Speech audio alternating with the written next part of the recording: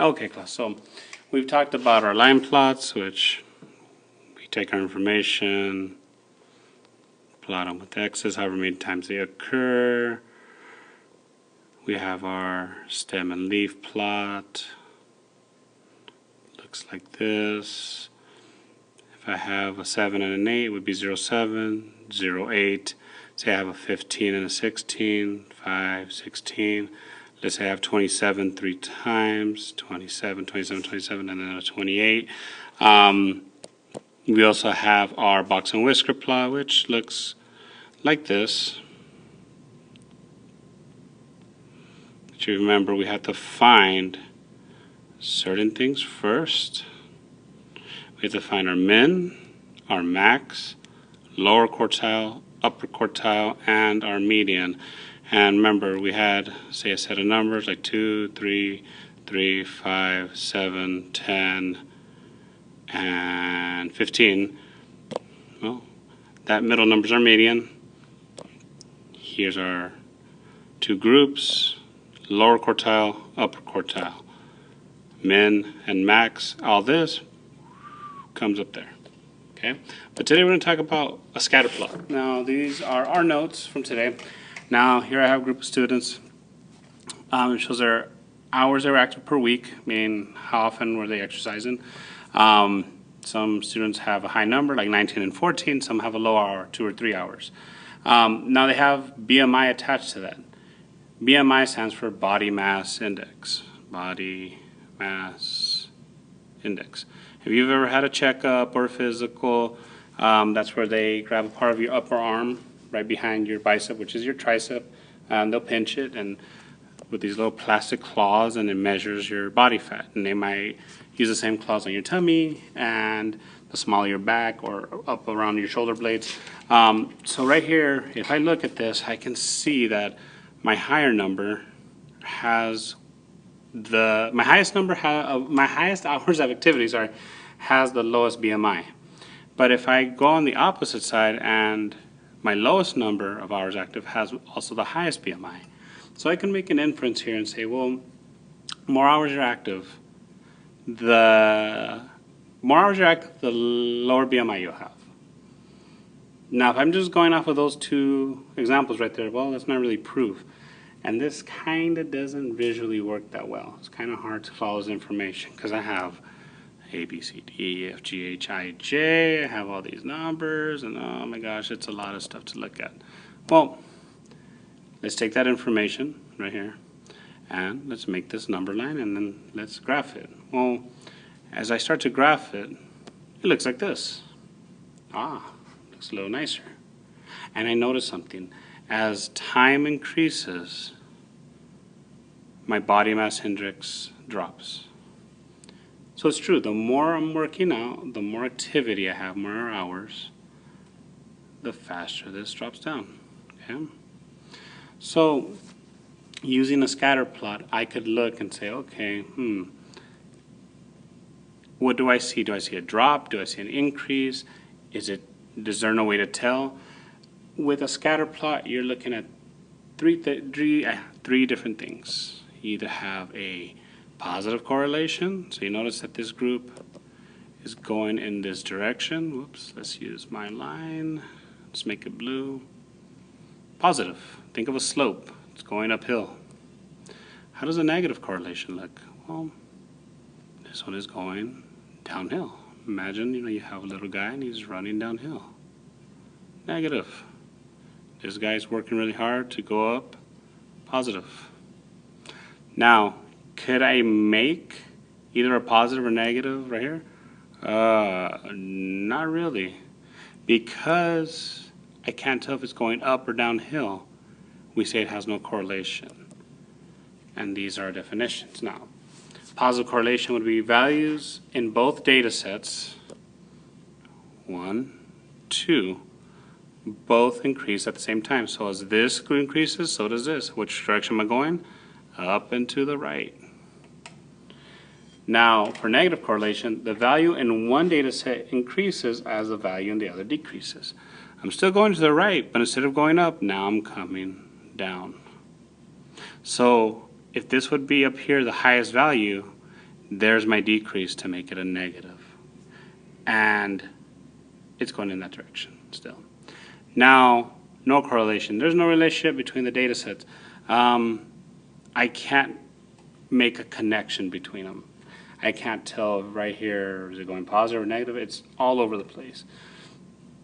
This might mean that the information is not good enough. We might have to gather some more information on the same subject. The information was not valid. There's many different reasons why, but we'll look at that more as we continue. So let's look at these couple of examples here. Math score and shoe size. Now, common sense says it doesn't really matter what shoe size I have. That doesn't mean anything to my, math score. But what if someone was doing research and they could prove it? Well, does this prove it? Well, doesn't really have either a positive or a negative. There's no correlation. And since you can't see a real shape like going in one direction, say like this, or coming down like this, then we would say no correlation. Well, what about here? Could I say that years working and age have a lot to do with work experience? Well, you notice that we don't start at 0, we're starting off later on, and you notice that these start to go up. Another way I can do it is, let's connect the dots. Is it going up? Yeah. Now the previous one kind of goes all over the place. So right here I could say, the older you get, the more years of work you'll have under your belt. So you have more work experience. So right there I can make a positive. I could say this is a positive correlation, sorry.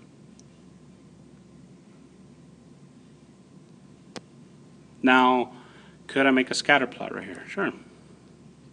Start here, let's make our scatter plot. So, car brand, its cost per thousand, so I could say 10, 20, 30, 40. Okay, so 10, 20, 30, and 40. And it says fuel economy, so let's count by 5, 10, 15, 20, 25, and 30.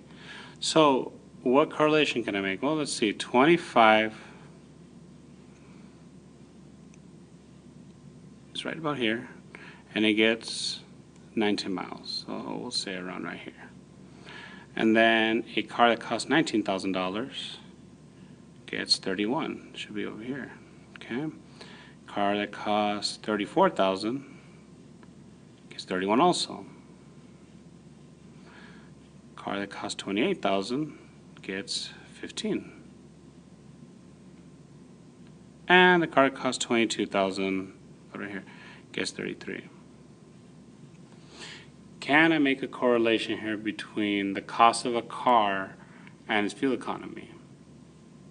Well, let's see. As I go up in price, it looks like I'm getting more gas mileage. But this cheaper car goes further, and then this one. But actually, is there a correlation? No. It's not continuing in the same direction. It kind of goes all over the place.